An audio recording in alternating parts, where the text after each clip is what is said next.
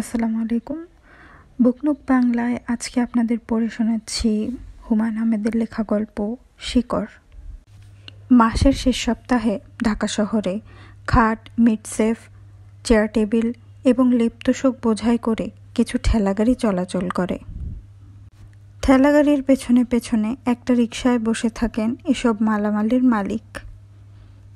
তার কোলে থাকে চাদরে মোড়া 12 ইঞ্চি টিভি কিংবা টুইন-1। তাকে খুবই ক্লান্ত এবং উদ্বিগ্ন মনে হয়, কারণ একই সঙ্গে তাকে লক্ষ্য রাখতে হচ্ছে ঠেলাগাড়ির দিকে এবং তার কোলে বসানো পরিবারের সবচেয়ে মূল্যবান সামগ্রীটির দিকে। তাকে খুব অসহায়ও মনে হয়।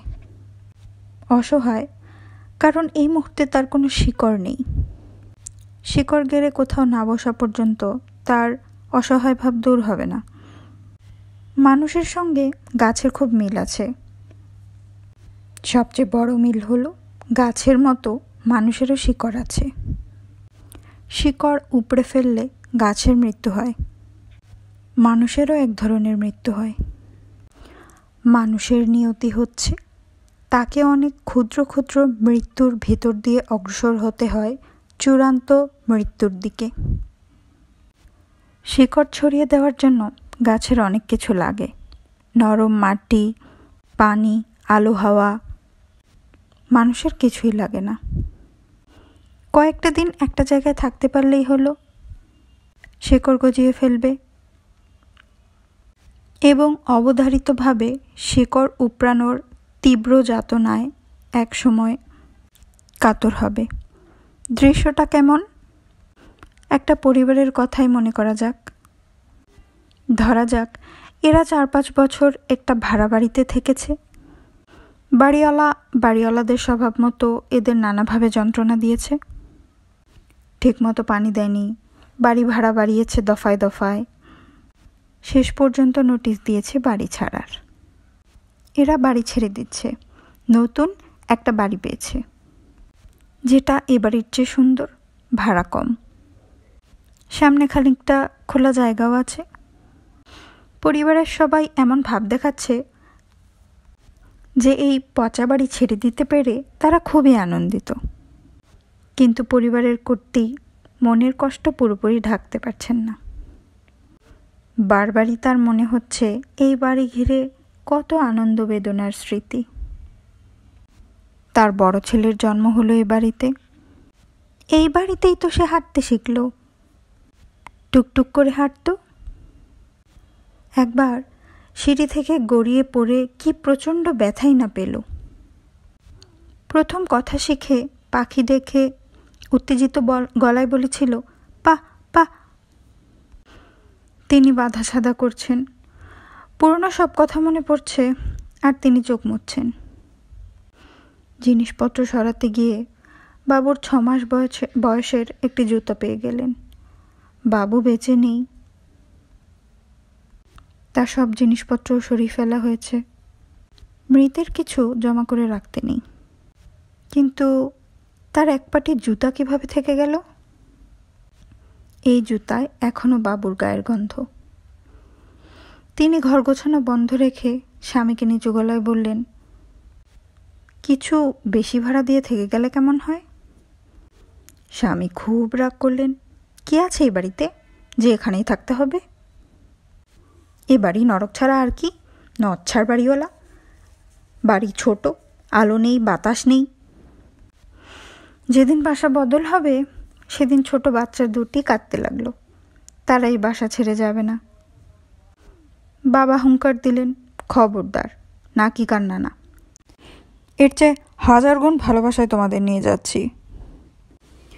বাবা জিনিসপত্র ঠেলাগাড়িতে তুলে বাসার চাবি বাড়িওয়ালাকে দিতে গেলেন। চাবি দেওয়ার সঙ্গে সঙ্গে এই বাড়িতে তার প্রথিত শিকড় ছিঁড়ে গেল। তীব্র কষ্টে তিনি অভিভূত হলেন। তার চোখে পানি এসে গেল। নতুন বাসাতে অ্যাডভান্স দেওয়া হয়ে গেছে, তার মতো দরিদ্র মানুষের জন্য অনেকগুলো টাকা। তারপরও তিনি বাড়িওয়ালাকে বললেন, ভাই সাহেব, ছেলেমেয়েরাই বাসা ছাড়তে চাচ্ছে না, চারদিকে পরিচিত বন্ধুবান্ধবরা তো আচ্ছা না হয় 500 টাকা বেশি দেব। তাছাড়া মানে আমার বড় ছেলে তো এই বাড়িতেই জন্মালো। আমার স্ত্রী মানে মেয়ে মানুষ তো ইমোশনাল, বুঝতেই পারছেন। ছেলের স্মৃতি বাড়িওয়ালা রাজি হলেন না। বাবা ভেজা চোখে ছোট্ট টিভিটা কোলে নিয়ে রিকশায় উঠে বসলেন। অনেক দিন ধরেই আমি এই শহরেই আছি। কতবার বাসা বদলালাম, প্রতিবারই এই কাণ্ড। বছরখানেক আগে শহীদুল্লাহ হলের হাউস টিউটরের বাসাটা ছাড়লাম। অনেক দিন সেখানে ছিলাম, কত সুখস্মৃতি। বাসার সামনেটা গাছগাছালিতে ছাওয়া, গাছে বাসা বেঁধেছে টিয়া, একটি দুটি না, হাজার হাজার। বারান্দায় বসে দেখতাম সন্ধে হলেই ঝাঁক বেঁধে টিয়া উঠত। আমার মেয়েরা গাছের নিচে ঘুরঘুর করত টিয়া পাখির পালকের জন্য। এরা পাখির পালক জমাতো। হলের সামনেই কি বিশাল দিঘি, কি টলটলে পানি, বাঁধানো ঘাট। কত জ্যোৎস্নার ফেনিক ফোটা রাতে আমি আমার ছেলে মেয়ে এবং স্ত্রীকে নিয়ে নেমে গেছি দিঘিতে। এই দিঘিতেই তো আমি আমার বড় মেয়েকে সাঁতার শেখালাম। প্রথম সাঁতার শেখার বিষয়ে অভিভূত হয়ে আমার মেয়ে একা একা মাছ পুকুরের দিকে খানিকটা এগিয়ে গিয়ে আবার ভয় পেয়ে ফিরে এলো। কি সুন্দর দৃশ্য! হলের সামনের মাঠে আমার 3 কন্যা সাইকেল চালানো শিখল। আমি তাদের ইনস্ট্রাক্টর। সাইকেল নিয়ে প্রথমবারের মতো নিজে নিজে কিছু দূর এগিয়ে যাওয়ার আনন্দের কি কোনো সীমা আছে? না, নেই। এই আনন্দ আকাশ থেকে প্যারাট্রপারদের প্রথম ঝাঁপ দেওয়ার মতো আনন্দ। আমার কন্যাদের আনন্দের সাথেও জড়িয়ে আছে এই হল। হলের বাসার টানা বারান্দায় বসে রাত জেগে কত লেখালেখি করেছি। গুলির শব্দে মাঝে মাঝে যেমন লেখালেখিতে বাধা পড়েছে, তেমনি অন্য ব্যাপারও ঘটেছে। হঠাৎ শোনা গেল বাঁশি বাজছে। কাঁচা হাতের বাজনা না, অনেক সুন্দর হাত। লেখালেখি বন্ধ করে বাঁশি শুনেছি। আমার হলের নিশিরাতের সেই বংশীবাদক জানে না আমি কত আগ্রহ নিয়ে অপেক্ষা করতাম তার বাঁশির জন্য। সে ভালো থাকুক, তার জীবন মঙ্গলময় হোক, এই প্রার্থনা। কত আনন্দ পেয়েছি তার জন্য। সেই হল ছেড়ে দেওয়ার সময় হলো। বহুদূর প্রথিত শিকড় ছিঁড়তে হবে। কি কষ্ট, কি কষ্ট। ঠিক করলাম একদিনে হল ছেড়ে যাব না, ধীরে ধীরে যাব। প্রথম দিন হয়তো বইগুলো নেওয়া হবে, দ্বিতীয় দিনে শুধু চেয়ার, তৃতীয় দিনে ফুলের টব। এইভাবে 1 মাসের পরিকল্পনা। বোঝাও যাবে না আমরা হল ছাড়ছি। করাও হলো তাই।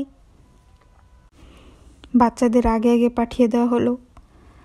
আমি এবং আমার স্ত্রী হল ছাড়লাম এক গভীর রাতে। শেষবারের মতো শূন্য ঘরে দাঁড়িয়েছি। ছোট বাচ্চাদের মতো ফুপিয়ে কাঁদছি। গুলতিগিন বলল, তোমার যখন এত খারাপ লাগছে তো হল ছেড়ে দিচ্ছ কেন? থেকে যাও। থেকে যাও বললেই থেকে যাওয়া যায় না। প্রথিত শিকড় ছিঁড়তে হয়। হয়তো এই শিকড় ছেঁড়ার মধ্যে দিয়েই কেউ একজন আমাদের আসল শিকড় ছেঁড়ার কথা মনে করিয়ে দেয়। বুকনুক বাংলা ইউটিউব চ্যানেলে পড়ছিলাম হুমায়ুন আহমেদের একটি ছোট গল্প শেকড়। আপনারা যারা ভিডিওটি শুনেছেন তাদেরকে অসংখ্য ধন্যবাদ। ভিডিওটি ভালো লাগলে চ্যানেলটি সাবস্ক্রাইব করবেন, লাইক এবং শেয়ার করে সাথে থাকবেন। যে কোনো ধরনের মতামত কমেন্টে লিখে জানাবেন। সবাই ভালো থাকবেন। ধন্যবাদ।